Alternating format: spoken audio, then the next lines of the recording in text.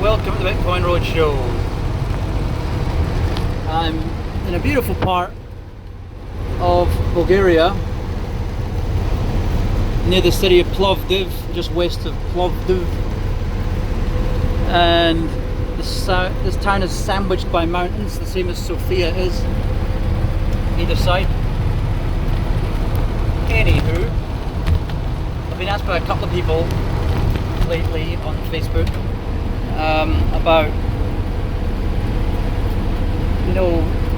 trading versus just hodling, and I have mentioned this before in the past. Given the fact that in 2017 particularly, a lot of people who probably wouldn't make good traders, probably even myself included, I'm an okay trader, I wouldn't say great, I don't do technical analysis, but my trend analysis by eye seems to do me pretty well, even now. Looking for patterns instead of applying patterns to TA.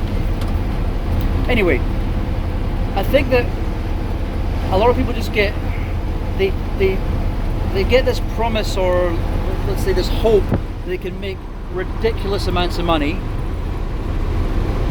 and you can by trading, by finding that 100x project that just pays you out of nowhere.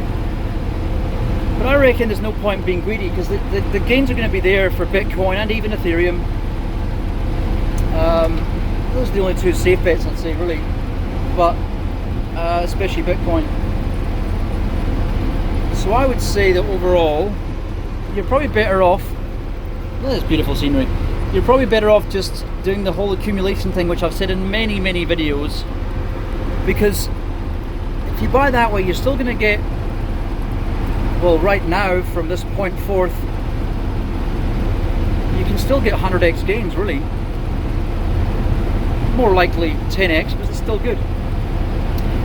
And another guy was asking, another guy was saying, he's been trading for quite a while, a guy in New Zealand, and he was saying he's staying away from it. It's just too volatile for him. Of course, if you're trading, volatility is where you make the money, but I think people are just getting a bit more risk averse, and that's a good thing. You don't have to trade, you don't have to get greedy. You'll still have a lot of money, you'll still make good gains, you'll still make better gains than anything else out there. Gold included, I think. Long term I'm talking about, not short term. I think all the years I've owned gold I've only made, if I was to sell it now, maybe 20-30% maximum. And yeah, I bought silver and platinum at very low prices. I don't think even when they go to their peak they'll pay as well as Bitcoin does. Anyway, if you just put away what you can afford to, imagine it's the way you should spend, right? You should pretend you're going to go to the casino, Las Vegas, wherever it is, Sun City if you're in South Africa, or wherever else it is in the world, Fountain Bridge Casino if you're in Edinburgh, and say, right, what would I be happy to lose tonight in the casino? And I'm not saying that you can't trust Bitcoin, that's the reason why you should put in only a little bit of money. What I'm saying is, I don't want to be the guy who is the butt of your abuse because you had great expectations and you wanted it to pay you 10x in a small matter of time. Therefore you invest in all manner of things such as multi-level marketing schemes, and you get ripped off in all sorts of ways, but you choose to pick on me because you bought in at a high, because you finally listened after. I say things like, now's the time to buy. And then 6 months later or a year later people start buying, and then they get rinsed by a bear market, and it's all of a sudden my fault because a year before that I'd said it's time to buy. Please understand, if I say something, the news is for then, it's not for a year's time. Don't go back and watch one of my old videos or the Facebook group post or something like that and then say, oh, you said buy. Yeah, I did 2 years ago. If you're on my Facebook group, please just, I know that not many people watch the BitTube or YouTube channels, but you're watching this anyway. Just, if you don't want to analyze yourself, at least just go on the section 0 of the YouTube, of the Facebook channel, and just ask, what do I think at the moment, before you just wade in with no knowledge. I'd rather you do that and bug me, but please do it on our open channel. If it's anyone who's my friends, don't do it on the message. That's why I made the Cryptoversity in the first place. I was getting really annoyed answering everyone's individual questions, and I spent months making that group. So use it for for its purpose. Section 0, the reason why you ask questions there is because other people, if they have the same question, it saves me writing out the answer again, right? Again, if the answer is a week old or a month old or a year old, please don't, take it with a pinch of salt and at least update your question. And it might be sometimes I'm in the middle of nowhere and I'm not even watching the market cap or watching the news, so I might not know, but at least I can tell you, hey, I don't know, and hey, that information's old. But one way you can't go wrong, let's say for example, these are the people that talk about volatility, right? Say you bought at the high when it was 1200 back in, was it 2013 or something? I think it was 2013. And then you bought another high later on. Let's say you bought a high when it was $100. Like there's been 7 bubbles so far. Let's say you bought at the peak of any one of those bubbles. There's only one bubble, the 2017 bubble, that you'd be on a loss right now if you just had patience. And when I say patience, let's say for example it took you 2 years to realize a profit again. The same people who are happy putting their money into a stupid long-term savings deposit thing where you've got to hold your money there and you get penalized when you take it out.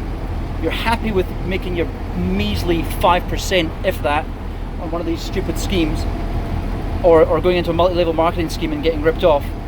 But you're not happy waiting 2 years for any bull market cycle to return in Bitcoin. It's just lack of patience. I'm not going to sit there and feel bad for you if you've got no patience. It's your own fault. Because I say all the time, if you're gonna hodl, especially, have patience. That's about it, really. Accumulate using money that you'd be happy to lose. Then I don't have to listen to your crap. Be patient, and if you are able to be patient and you know you've been tried and tested, then you might want to put a little bit more money into it then, because it's pretty much a sure thing. Nothing is completely infallible. The people out there that really trust in the stock market or trust in fiat currencies, you'll find out that soon enough. Those who think it's not going to crash. I had this guy in one of these litecoin groups the other day was on about, he was laughing at everyone who was saying this. I didn't bother getting into an argument. There's no point trying to educate a moron. When someone decides that all they want is confirmation bias, you're wasting your time arguing with a person like that. They're just looking for any reason. It's like the same people who will ask for my knowledge and around about probably about 8 or 9 years knowledge in Bitcoin, right? In cryptocurrencies. And they'll ask for my advice. And I'll give it to them. And then immediately after that, they'll send me some video, some obscure video of the millions of videos that are out there, some FUD video telling me how Bitcoin's gonna crash. Oh, you've taught me something. Oh, thanks for that. Oh, phew. All these years and all that time I've spent researching the market and actually being in the market, and you've just come along and found your video here, your FUD video, looking for your confirmation bias of your fear, and you found it. It's not hard to find. And I sit there and, oh, okay, well you better not buy then. And then a few months later, like let's say this last time, a friend of mine in New Zealand, different friend in New Zealand, who I was giving shit the other day because he came across quite a lot of money, and he could have quadrupled his money. Yep, right at the point, 3.5 grand, 3,400. So he had his money available just before then and during then. I'm pestering him to buy. I said, look, it can go down further, but hey, you should buy now, man. You know, even if you don't spend all your 900,000, just spend 100,000. You will not be sorry.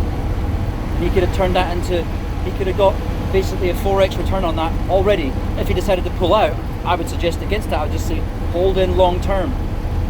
Did he listen? No. He listened to probably some fear videos that he fed himself. And okay, then don't buy. Oh no, you could have made 4x. Oh, you said don't buy. No, I said listen to your fear. You know, I'm not going to sit there and be the butt of all your abuse, because that's what will happen if it doesn't go your way within a 2-week period. So in these cases, I'll tell someone once, I'll tell them twice, I won't tell them again until I can't help it. I have to go back and say, it's kind of told you so thing. Well, here we go, my wee man there. Yeah, oh look, you can make all that money. Ooh, tut tut tut. How do you feel now? Remember that time that you were scared and did nothing? Yeah. See, fortune favours the bold. These cliches exist for a good reason.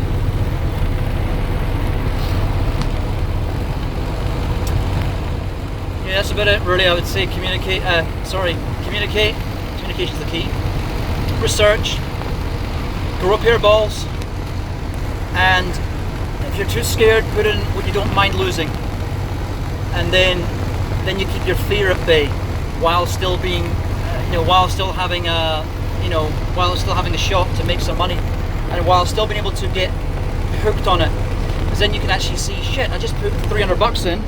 Like another guy in London just recently, he's just come back from Israel, and he was asking my advice about different things, and it was hard to tell him. I said a couple of weeks ago, well, you probably want to be 80% into BTC. What happened? Boom, BTC took a bit of a hit, but the alts took a bigger hit. You see what I mean? This market right now, when you've got no trends to base off, you're best going back to the gold standard, which is Bitcoin, because right now we don't know how the next alt cycle is going to go. It could be very different. It could be a non-starter the whole way through. We just don't know. So you may never realize the kind of gains that the previous alt market had back in 2017. And that's why I'd say, from a risk-adverse perspective, just keep it safe. Do 80 to 90% into Bitcoin if you're feeling adventurous, and just 10% into alts. And during the 2017 market, the lowest I would ever go was 65%. The lowest I would tell anyone else to go was 80. And if you stopped trading like I did at the end of 2017, you would have been well served to take that advice, given the fact that alts, like crap like Ripple, went down 5-fold within the first few weeks and then 10-fold within the next few months. You know what I mean? Bitcoin didn't go down 10-fold. Ripple fanboys out there, and all your Bcash fans and everything, that went down 10-fold as well. It's now in a situation where it's very centralized.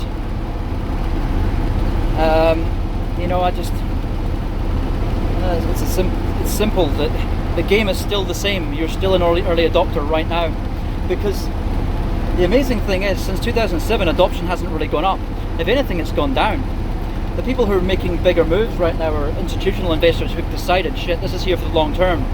But people aren't following that. People are kind of dumb. A person is smart and people are stupid, right? That's the way that the old saying goes. So people will get interested again when it gets to 20 grand, because people are dumb. The smart people will get in now, and have been getting in since 3.5 grand or 3,400. But right now, if you can afford to say, right, Bitcoin could go down to 7 grand, you're going to buy it at 10, because I'm going to buy it at 10. When I get any more money in, any more fiat in from earnings, I'll be putting that straight on Bitcoin, whether it's 10 grand or whether it's 8 grand, because I know it's going to be 20. And if I buy at 10 and it goes down to 7, oh well, I'll buy more at 7. It's called dollar cost averaging. I've mentioned this before in a previous accumulation video back in Georgia, the US. I don't know, probably about 6 months ago. It was quite cold. I remember it was raining. Anyway, it was the first video I put on BitChute, I think. Yeah, that's right. It was so if you look at BitChute, you'll see that video there, the first one. Because BitChute, I can't sync it up to YouTube like I can with BitTube. BitTube's going through all kind of changes at the moment, so it's kind of hard to synchronize the videos, but apparently it's going to be a big upgrade soon, so I'm looking forward to seeing that. I'm really looking forward to leaving YouTube for good. I've only got about 3 people that watch my videos on there anyway. What's the point? Same as on... I've just started to stagnate on Twitter. Twitter, I went down from 20,000 down to 2,000. In one day last week, my videos went... My subscribers, when I refreshed my page, went down from 500 and something down to 489. They're just becoming shameless with and they're saying, oh yeah, we're just getting rid of bot accounts. These bots are really good at having conversations, I can tell you that. It's just insane. So I don't know what's going on there, if it's censorship, if it's just trying to block channels, or just trying to... I know that YouTube unsubscribe people all the time. The channel's just gone down ridiculously on there. I've got no watchers on YouTube anymore. It's just beyond a joke. I think it's really the corporations are trying to work in with the governments and trying to stop information getting to the people, as they always do. So instead of just propaganda, you got to understand how propaganda works, right? It's not only misinformation or crafted information that is meant to make you feel a certain way. So for example, in Scotland during the independence referendum, they told us that the price of groceries may go up. They didn't lie, because they may go up means they may not go up. So you see what I mean? That's still the truth. But they frame it in a certain way. So it's not, propaganda is not only framing stuff, it's also blocking good information. So this is what's really going on in Twitter and YouTube and all these other crappy platforms. Anyway, I would just keep on accumulating as you can afford it. Don't keep your eye on the ball as far as the downs and ups. Because here's why: if you look at coin market cap and you're not trading, you're wasting your time. Just jump in at some stage, or if you dollar cost average, you might want to watch it, or just set alarms on Blockfolio app or on the Boiler app on iPhone. And that's it, really. So yeah, I would do that instead of coin market cap. Just end up getting too hooked on it, and then you'll always hear when it's gone up ridiculous anyway, because it always comes up in conversations. Oh, have you heard about Bitcoin? Oh, blah blah blah. And you're like, oh wow, I own Bitcoin. Let me check on that again, and then you'll find it's gone up 20x. That's what happened to me between the years of I think it's 2015, 16. It was other people at the bar that were telling me it had gone up again. I kind of stopped watching it. I was busy doing other stuff. That's what I recommend you people do, you know. Just use it as a savings account that is a lot more stable and the government can't steal. No governments can steal it, and that you've always got access to yourself, and that banks can't block. So it's, you know, it's not confiscatable, not censorship resistant. It's a no-brainer. Anyway, I'm going to be heading towards Macedonia next. I'm going to a place called Bansko in the southwest of Bulgaria. I was going to go to Greece, but I don't know if I can be bothered with the traps. Obviously, there were austerity measures they had to cope with the EU. What do you call it? Financial hitmen that had come in from the EU, lending them money, so they'd put themselves in debt and then destroy their economy. So now they've got to kind of counteract that by putting levies on the road charges. A lot of these countries have these vignette systems, but the one in Greece is particularly corrupt. So it's run by 4 different companies. So the whole thing's obviously just a trap. It's a, what's it called, a stealth tax situation. I'm not going to put myself in these situations. The way I see it, I vote with my feet. I will not bring my money into your country if you want to be a piece of shit and just try rape people who are coming to your country to spend money, and here you are trying to trap them. Austria, I'm talking about you. Hungary, I'm talking about you. To a lesser degree, Bulgaria, because this is quite fair. It's easy to understand. Bulgaria is all hooked up with the internet, but they're using that to their ultimate effect as far as revenue gathering is concerned. But at least they're making things easy in Bulgaria. Romania seems to be okay, except the bridge crossing down the Danube, which is all the way between Bulgaria and Romania. Slovakia, again, it's quite a friendly country, easy to navigate through things in English. Yeah, I won't be going to Greece, it looks like. That's a shame. I wanted to see the north. I've never been to the north before. I went near the border the other day when I was in the south of Bulgaria, in the east side by Turkey. Anyway, not going to moan about it. Let's hope Macedonia's alright. Let's hope Montenegro's better than last time. That place, they've got some of the worst drivers I've ever seen in the Western world. Look at the sunflowers in this field here. Yay. Anyway, I'll leave it at that. Keep accumulating Bitcoin. Take care of your future. Even if it's only 5% or even 1% of your wealth, you're not going to regret it. And it's going to, once you're in, but let's say when you fail to go in when it's 1/10 of what it was now, you fail to then have have the feeling that, oh damn, that's what it's like to make that kind of money.